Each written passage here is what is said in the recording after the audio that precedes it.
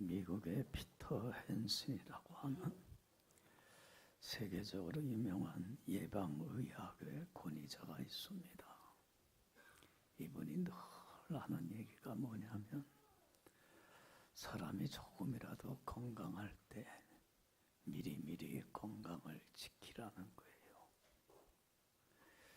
건강을 잃고 나서 건강을 회복하려고 하면 힘들고 고통스러울 뿐만 아니라 건강을 다시 찾기가 참 어렵다는 거예요. 그러니까 건강은 어떡하라? 미리미리 건강할 때 조금이라도 건강 있을 때 지켜라. 참 평범한 얘기 같지만 참 귀한 얘기예요. 그렇지 않아요? 건강을 잃어버린 많은 사람들이 대부분 후회를 해요.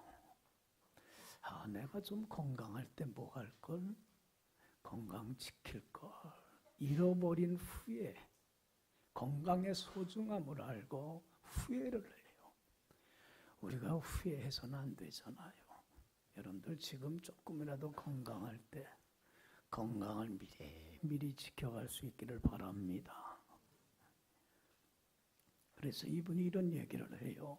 건강을 지키려면 적어도 3가지, 먼저 요 3가지만은 꼭 지켜야 된다.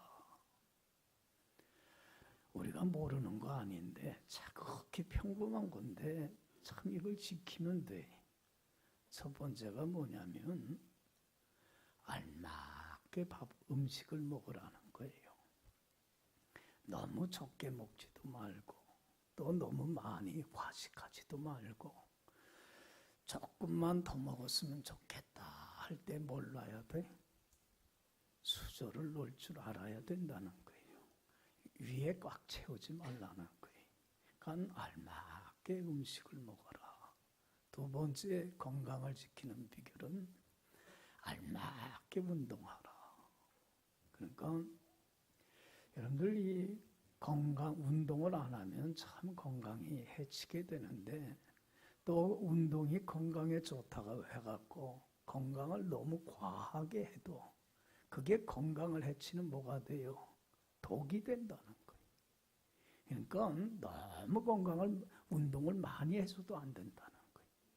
알맞게 적당하게 운동하라는 거예요. 그리고 3번째 비결이 건강을 지키는 비결이 뭐냐면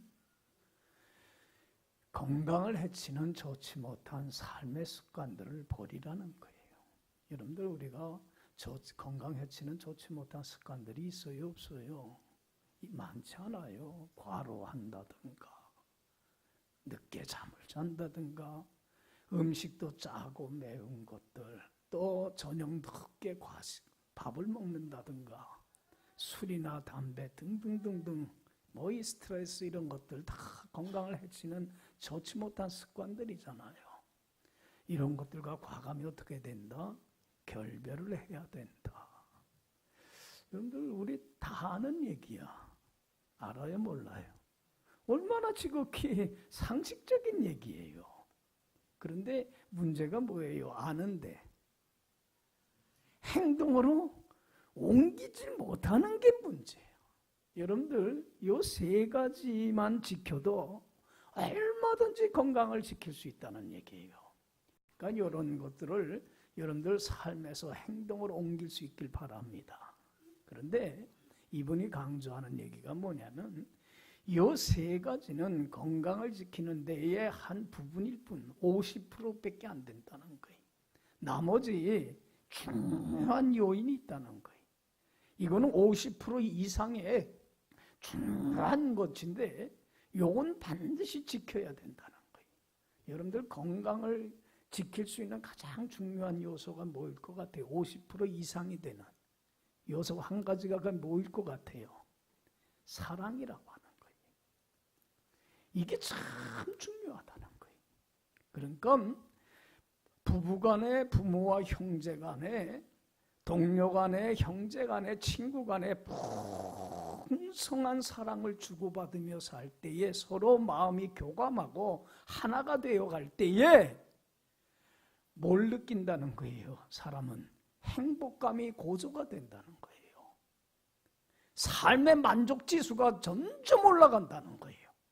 그럴 때에 면역력이 상대적으로 커져갖고 어떤 질병과 싸워서도 이기는 사람이 돼서 건강을 지킬 수가 있다는 거예요. 그러니까 무엇보다도 건강한 삶을 유지하는 데 있어서 가장 중요한 것은 뭐예요? 사랑이라고 하는 거예요. 여러분, 그래서 이게 사랑의 힘이고 이게 사랑의 능력이라는 거예요. 그래서 여러분들 건강을 지키는 가장 중요한 보약은 녹용 같은 게 아니라 뭐라는 거예요? 사랑이 가장 큰 묘약이 된다는 거예요. 할렐루야. 할렐루야. 이게 얼마나 사랑이라는 게 귀한 것인지 모른다는 거예요. 그래서 미국의 어느 유명한 의사가 조사를 했는데 결과가 어떻게 나왔냐면 이 조사 결과가 미국 사람들의 3분의 2 정도가 정신적으로 질환을 앓고 있다는 거예요. 꽤 많은 수죠. 우리나라 사람들도 마찬가지일 거예요. 많은 사람이 정신적으로 스트레스 받으면서 많은 질환을 앓고 있어요. 자신이 몰라서 그러지 여러분들 많은 정신적인 질환을 갖고 있더라는 거예요. 그래서 이분이 조사를 했는데 특히 18살에서 24살 젊은 청장년들이 죽는 요인이 뭔가 조사를 해보니까 세 번째로 제일 큰 요인이 뭐냐면 이 젊은 아이들이 죽는 요인이 뭐냐면 사인이 정신질환으로 인해서 자살하는 건수더라는 거예요. 여러분들 생각해 보세요. 참 삶의 생기가 있고 활력 있고 행복감이 넘쳐야 될 이 젊은 청소년 아이들이 정신적인 질환을 앓다가 스스로 자살이라고 하는 극단적인 선택을 하게 되는 요인이 어디 있느냐면 그분이 조사한 걸로는 풍성한 사랑을 부모로부터 뭐 하지 못했어요. 받지를 못한 데 요인이 있더라는 거예요. 여러분들 우리 자녀들이 부모로부터 풍성한 사랑을 주고받을 때에 마음에 뭐를 얻어요? 안식처, 쉼터를 얻을 수가 있어요. 그렇잖아요.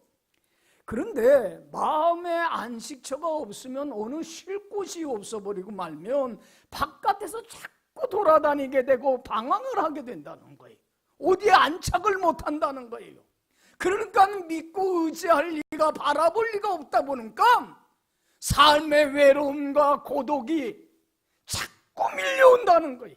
어디 의지할 데가 없으니까. 그러다 보니까 다른 사람들에 대한 미움과 증오와 적개심이 자꾸 불평불만이 가득 차게 되고 그러다 보면 여러분들 삶의 의미와 보람과 행복감은 떨어지게 되고 그러니까 스스로 어떤 길을 택하게 돼요? 극단적으로 자살하는 길을 택하게 되더라는 얘기예요. 여러분들 사랑이라고 하는 것이 이만큼 중요하다는 거예요. 여러분들 어제도 내가 TV를 보는데 그런 기사적인 뉴스거리가 나옵니다. 요새 청소년 아이들의 그 폭행이라든가 이런 것들이 너무 심해져서 처벌 수위를 높이는 국회에서 법을 만들어서 통과해야 되지 않겠느냐. 참 그 뉴스를 보면서 여러분들 보세요. 우리 연수구에서도 얼마 전에 그 중학교 1학년 애들이 집단 폭행을 해갖고 한 아이가 아파트에서 떨어져서 죽지 않았어요. 여러분들 이런 처벌 수위를 높인다 하는 게 되는 게 아니라 근본적으로 이런 일들이 벌어지는 가장 중요한 요인은 어디에 있어요? 풍성한 사랑을 아이들이 뭐 하지 못한 거예요? 받지를 못한 거예요. 어디 마음 둘 데가 없어요. 어디 갈 곳이 없어요. 방황을 해요. 여러분들 사랑을 잃어버린 데에 모든 원인들이 거기에 깔려 있는 겁니다. 여러분들 생각하기에 이 세상에서 여러분들은 가장 소중한 게 뭐라고 생각을 합니까? 뭐라고 생각합니까? 여러분들 돈도 아닙니다. 다른 어떤 거 아닙니다. 사랑이 가장 소중한 겁니다. 할렐루야. 고린도전서 13장을 통해서 하나님이 분명히 말씀하잖아요. 믿음, 소망, 사랑 중에 제일 으뜸이 되는 것은 뭐다? 사랑이다. 여러분, 아무리 많은 걸 벌고 많은 걸 이루고 많은 걸 성취하고 많은 걸 얻는다고 할지라도 사랑을 잃어버리면 절대로 행복할 수가 없는 거예요. 돈은 좀 없고 좀 못 산다고 할지라도 풍성한 사랑을 주고받으며 마음의 교감을 나누면서 행복한 삶을 살 때만이 있고 없고를 떠나서 행복감을 누릴 수가 있는 거예요. 할렐루야. 그렇지 않아요? 여러분, 사랑을 잃어버린다고 한다면 내가 이룬 것들 아무런 의미 없는 것들이에요. 저는 사랑장인 고린도전서 13장 1절 이하의 그 고백이 참 마음에 들어요. 여러분들 13장 1절에서 뭐라고 얘기를 합니까? 내가 사람의 방언과 천사의 말을 할지라도 사랑이 없으면 뭐예요? 소리나는 구리와 울리는 꽹과리가 된다. 여러분들, 내가 사람의 방언을, 세상 모든 언어를 유창하게 구사해요. 독일어, 스페인어, 영어, 포르투갈어, 세상 모든 언어를 내가 유창하게 구사를 한다고 한다면 여러분들은 저한테 뭐라고 그러겠어요? 와, 대단하다 그럴 거예요. 그렇지 않아요? 내가 천사의 말을 해요. 얼마나 언변이 좋은지, 설교도 잘하고 사람들의 마음을 정말로 들었다 놨다 하며 감동을 시켜요. 천사와 같이 말을 잘해요. 언변이 좋아요. 그러면 여러분들은 저한테 뭐라고 그러겠어요? 와, 우리 목사님 대단하다 그럴 거예요. 그러나 아무리 사람의 방언과 천사의 말을 할지라도 뭐를 잃어버리면, 사랑이 없다면 그것은 소리나는 구리나 울리는 꽹과리, 시끄러운 잡소리에, 아무짝에 의미 없는 소리에 불과하다는 거예요. 사랑이 있을 때만이 그것이 의미가 있다는 얘기예요. 내가 모든 비밀과 모든 지식을 알고 산을 옮길 만한 믿음이 있을지라도 사랑이 없으면 뭐라고 그랬어요? 아무것도 아니다. 여러분들, 내가 얼마나 많은 지식을 갖고 있는지 몰라요. 세상에 돌아가는 이치, 정치, 경제, 사회, 문화, 과학 모든 분야를 내가 꿰뚫고 있어요. 백과사전과 같은 지식을 갖고 있어요. 모르는 게 없어요. 그러면 여러분들은 저한테 뭐라고 그러겠어요? 이야, 대단하다. 또 내가 믿음이 있어서 기적을 일으켜요. 안진뱅이를 일으키고 죽은 자도 살리고 엄청난 능력을 행한다고 한다면 이야, 우리 목사님 대단하다고 그럴 거예요. 그러나 아무리 모든 비밀과 지식을 알고 산을 옮길 만한 믿음이 있을지라도 사랑을 잃어버렸다고 한다면 뭐에 불과해요? 아무런 의미가 없는 거라는 거예요. 내가 내게 있는 모든 것으로 구제하고 내 몸을 불사르게 내어준다고 할지라도 사랑이 없으면 뭐라고 그랬어요? 아무런 유익이 없다. 여러분들, 내가 내 전 재산을 팔아서 구제비로 아니면은 정말 장학금으로 내놓는다고 한다면 대단하다고 할 거예요. 그렇지 않아요? 여러분들의 자식을 위하여 헌신하고 봉사하고 전 인생을 바친다고 할지라도 여러분들 거기에 사랑이 담겨져 있지 않는다고 한다면 그런 봉사나 구제나 헌신도 뭐라는 거예요? 아무짝에 쓸모없는 무가치한 것이 된다는 거예요. 사랑이 담겨져 있을 때만이 돈도 집도 출세도 건강도 인기도 지식도 능력도 모든 게 가치 있고 의미 있고 소중한 것이 되더란 얘기예요. 할렐루야. 이게 사랑의 능력이라는 거예요. 그래서 사랑만은 잃어버려서는 안 된다는 거예요. 그런데 오늘날 우리들이 가지고 있는 가장 큰 비극은 이러한 사랑을 잃어버릴 뿐만 아니라 가장 소중한 사랑이 어떻게 되어가고 있어요? 타락하고 병들고. 여러분들 사랑이 변질되어져 가고 있어요. 여러분들 이게 제일 안타까운 문제예요. 참된 사랑을 잃어가고 있어요. 여러분들 이렇게 능력 있는 사랑이 어떤 사랑으로 변질되고 타락하고 있습니까? 이기적이고 자기 중심적인 사랑으로 변질되어져 가고 있어요. 오늘날 사랑 얼마나 사랑 타령을 하며 삽니까? 노래를 불러도 사랑이고 연속곡을 봐도 사랑이고 사랑 다들 사랑 얘기만 하고 살아가요. 그런데 그 사랑이 얼마나 이기적이고 자기 중심적인지 몰라요. 여러분들 다른 사람이 내 말을 잘 듣고 청종해주고 따라와 주기만 바래요. 다른 사람이 날 위해서 내가 원하고 바라는 대로 해주길 원해요. 나를 이해해 주길 원하고 나의 마음을 헤아려 위로해 주길 원하고 나를 존중히 여겨주길 바라고 나를 섬겨주길 원하고 내가 바라는 것 뜻하는 것 들어주길 원해요. 자꾸 받으려고만 해요. 그러니까 내가 기대하고 바라는 것 내가 받지를 못하고 저 사람이 나를 인정해 주지 않고 알아주질 않으면 뭐가 없다고 그래요? 사랑이 없네. 사랑이 냉랭하네. 차갑네. 원망하고 불평해요. 여러분들 사랑을 자꾸 주는 게 아니라 사랑이 뭘로 변질돼 가고 있어요? 받는 것으로 변질돼 가고 있어요. 그래서 내가 원하는 걸 얻지 못하고 받지 못하면 사랑이 없다고 그러고 원망하고 불평하고 낙심하고 저절하고. 여러분들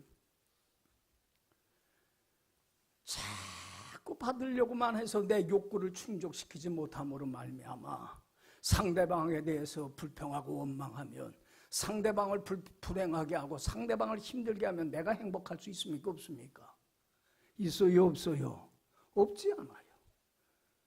어떻게 다른 사람을 힘들게 하고 내가 행복할 수 있습니까?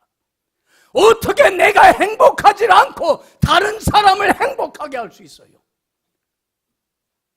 사랑이 자꾸 변질되고 타락해가고 있어요. 참된 사랑을 잃어가고 사랑이 무엇인지도 우리는 모르고 까맣게 잊어버리고 있어요.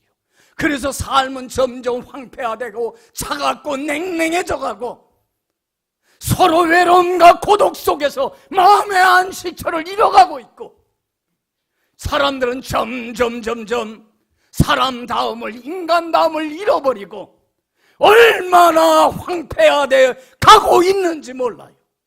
모든 근본의 원인에는 사랑을 잃고 참된 사랑을 상실해가기 때문에 그렇습니다. 여러분들 우리가 참된 사랑을 회복해야 할 줄로 믿습니다. 그래서 여러분들 참된 사랑이라는 게 뭔가? 정말 우리 믿는 사람들이 생각하는 그 사랑이라는 게 무엇이 돼야 되는가? 그걸 예수님께서 행동을 통해서 삶을 통해서 오늘 우리에게 가르치고 본을 보이는 것이 오늘 본문 얘기입니다.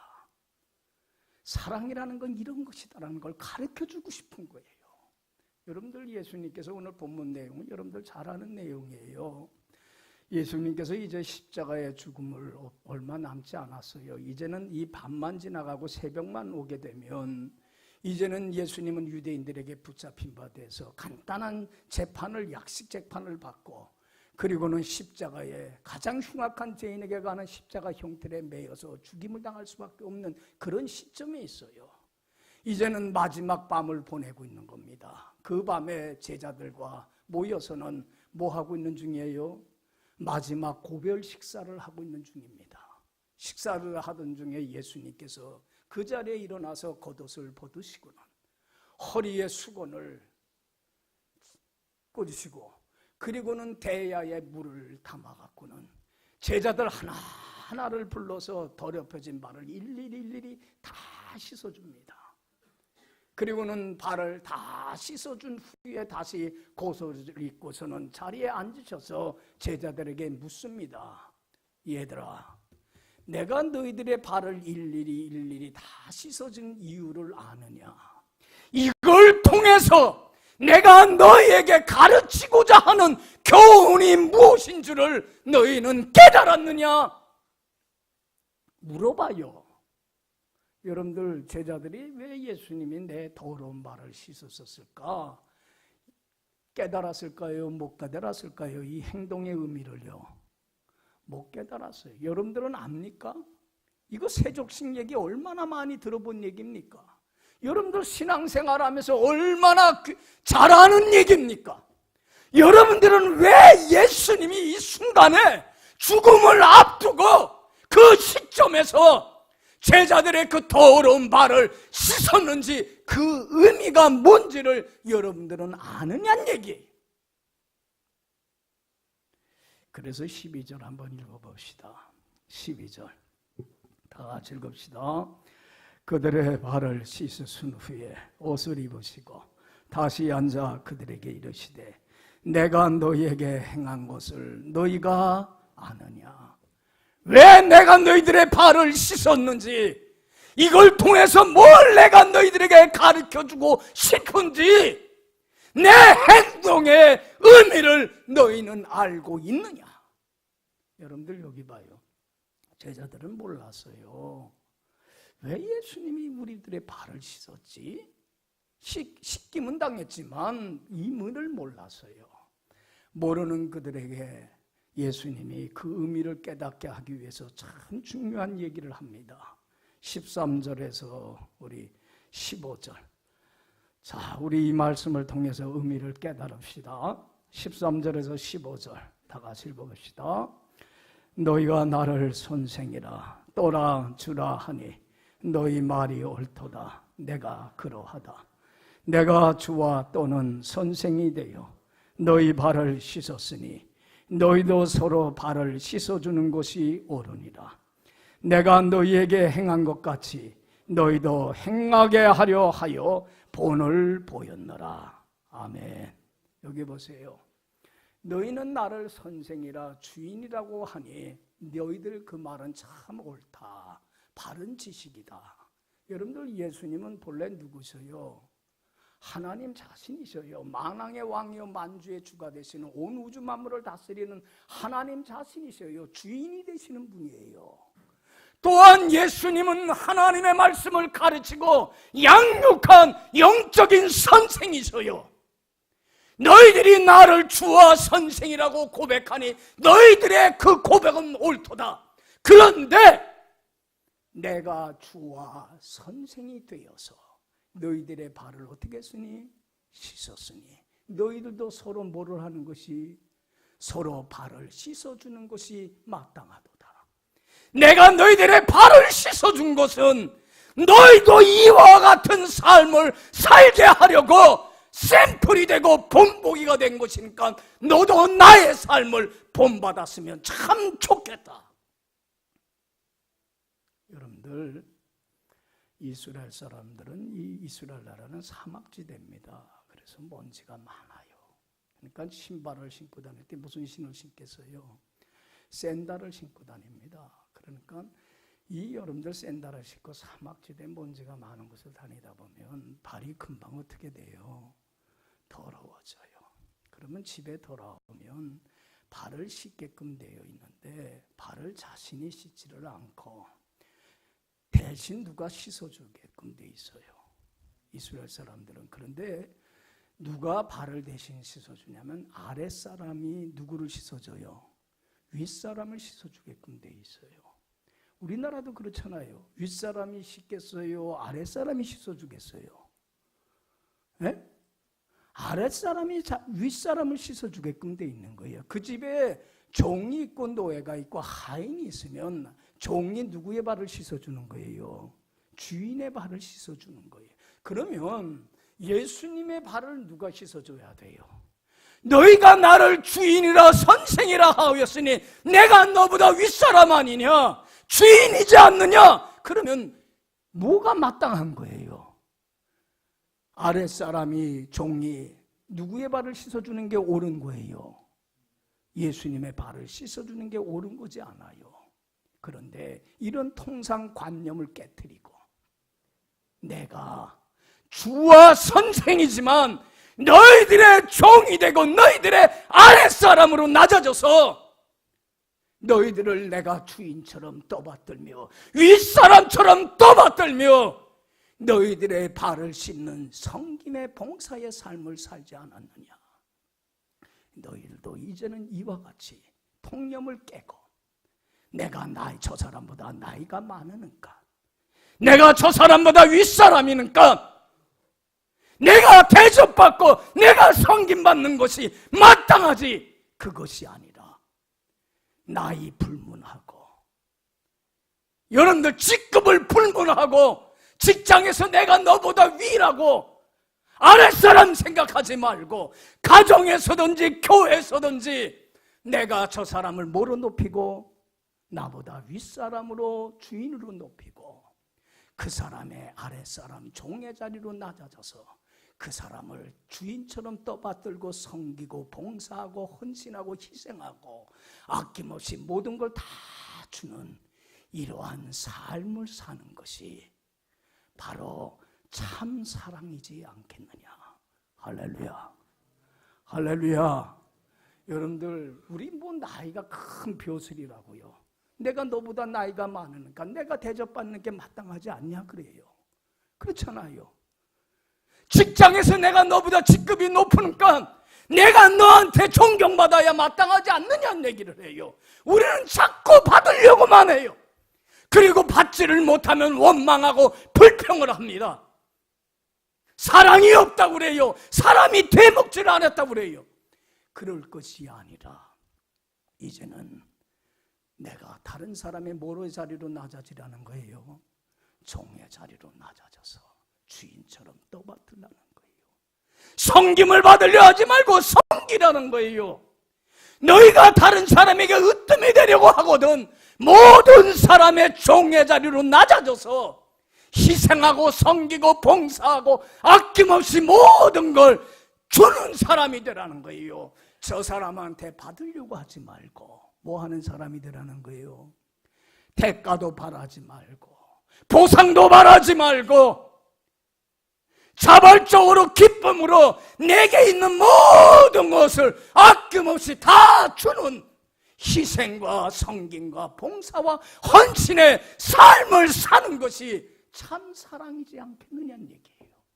내가 이것을 행하게 하려 하여 너희에게 본을 보인 것이다. 그러면서 예수님이 16절 17절에 참 귀한 말씀을 합니다. 다 같이 읽어봅시다.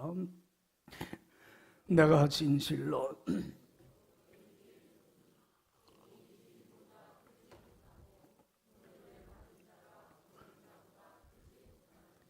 너희가 이것을 알고 행하면 복이 있으리라. 할렐루야. 여러분들 참 사랑의 의미를 알고 행하면 뭐가 있으리라? 정말 복 받는 사람 됩니다. 그렇잖아요. 예수님이 그래서 이런 말씀을 합니다. 받는 것보다 뭐가 복되도다? 줘라.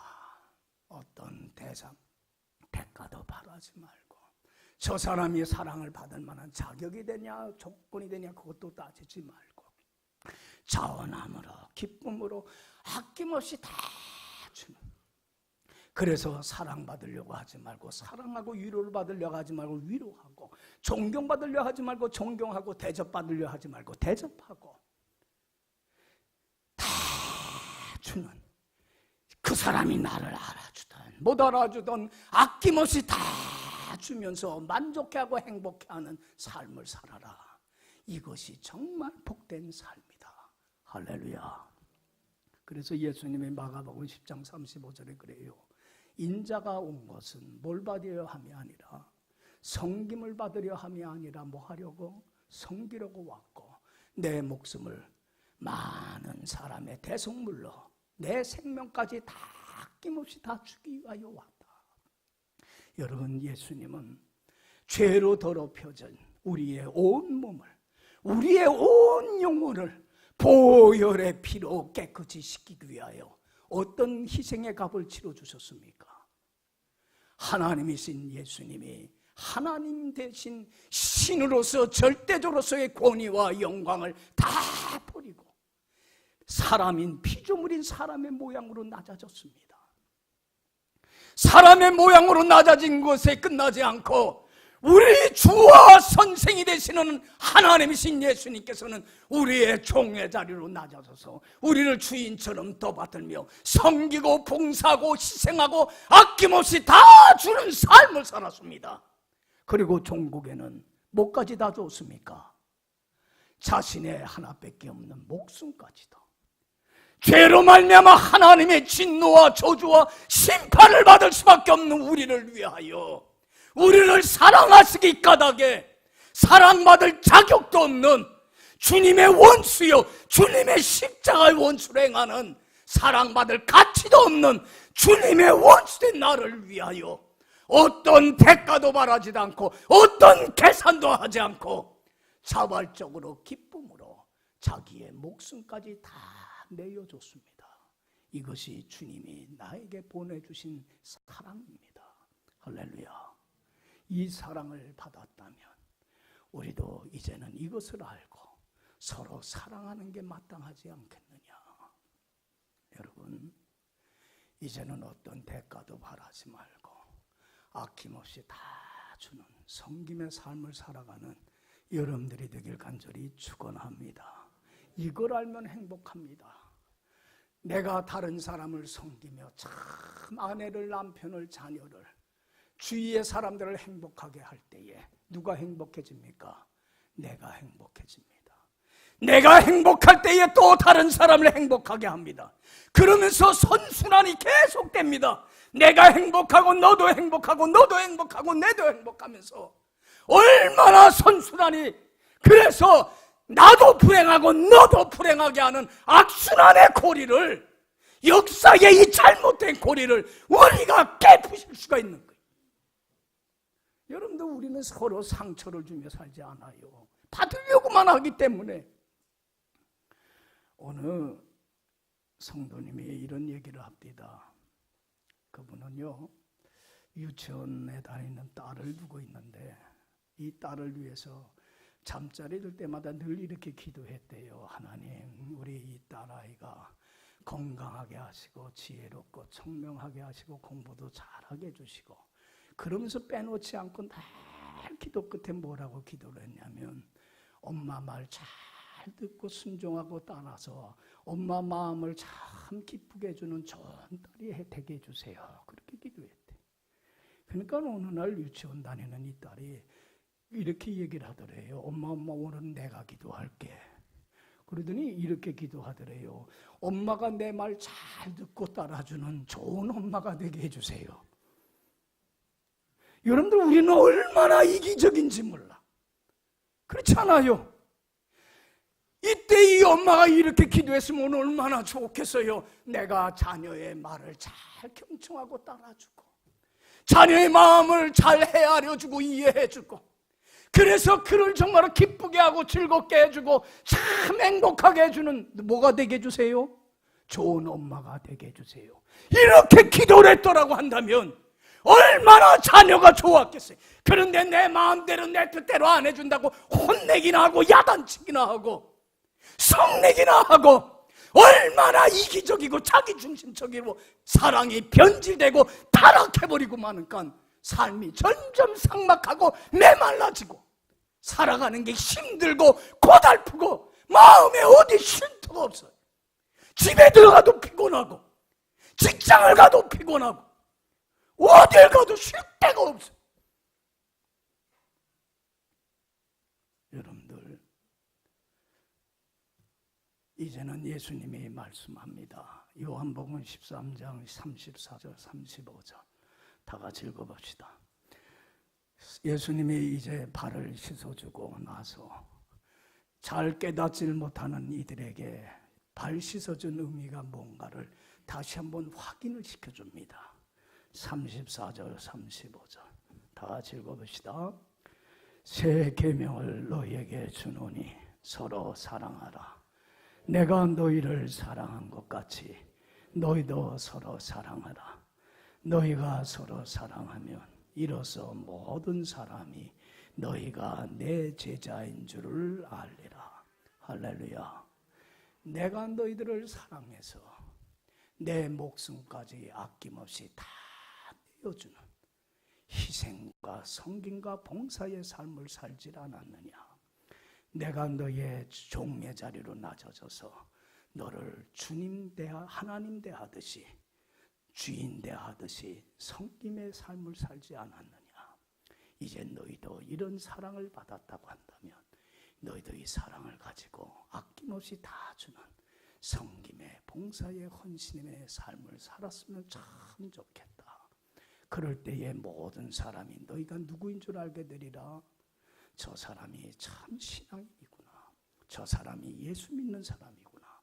사람들이 알게 되고 참으로 이러한 사랑을 통해서 병든 우리 가정이, 병든 우리 사회가, 병든 우리 교회가 치유되고 회복되는, 그래서 행복이 사랑이 넘치는 천국과 같은 곳으로 치유되는 회복의 역사가 일어나지 않겠느냐. 할렐루야. 할렐루야. 자, 여기 보세요. 아낌없이 주는 나무라고 하는 쉘 실버스타인이라고 하는 사람이 쓴 글을 오래전에 읽었는데 참 제가 감동을 많이 받았습니다.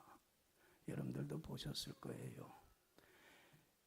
이 책이 좋은 게 뭐냐면 페이지 수가 짧고 그림은 많고 글은 적어. 그래서 좋아. 근데 이 내용이 뭐냐면 커다란 사과나무가 있어요. 이 사과나무에게는 사랑하는 어린 소년이 있는데 이 소년은 매일 사과나무에 나와서는 놀아요. 나뭇잎을 따서 왕관을 만들어 놀기도 하고 나뭇가지를 잡고 그네를 타고 놀기도 하고 또 배고프면 뭘 따먹어요? 사과를 따먹고 놀다가 지치면 나무 밑둥에서 누워서 자기도 하고. 사과나무는 참 행복했어요. 왜? 자기가 사랑하는 소년에게 뭔가를 줄 수 있다는 것. 바라는 거 하나도 없어요. 줄 수 있다고 하는 것 하나만으로 행복했어요. 그런데 이 어린 소년이 커가면서 사과나무를 떠나요. 그러다가 어느 날 청년이 돼서 왔어요. 오래간만에 와서 청년이 사과나무한테 그래요. 나 돈이 필요한데 돈 좀 줄래? 그러니까 사과나무가 그래요. 난 너에게 줄 돈은 없지만 내게 있는 사과를 따서 시장에 가서 팔렴. 그럼 네가 원하는 돈을 얻을 수 있을 거야. 그래서 그 소년은 사과를 다 따갖고 갔어요. 그리고 또 한동안 나타나지를 않아요. 그러다가 어느 날 또 그 소년이 와갖고는 느닷없이 그 사과나무한테 그래요. 사과나무야, 나 지금 결혼을 앞두고 있는데 집이 필요해. 집 좀 줄래? 사과나무가 그래요. 난 너한테 집은 주진 못하지만 내 가지를 잘라갖고 가져가라. 그래서 집을 지으려. 그러고는 그 소년은 또 사과나무 가지를 다 잘라갖고는 가지고 갔어요. 집 지으려고. 그래도 사과나무는 자기가 줄 수 있는 것이 있기 때문에 어떻게 해요? 행복해요. 그거 하나만으로 그냥 만족해요. 줄 수 있다는 거 하나만으로. 그런데 또 어느 날 또 중년이 된 이 소년이 또 찾아와요. 안 찾아오다가 자기 필요할 때만 찾아와요. 그러고서는 뭐라 그러냐면 사과나무야, 나 먼 길을 가야 되는데 배가 필요해. 나 배 좀 줄래?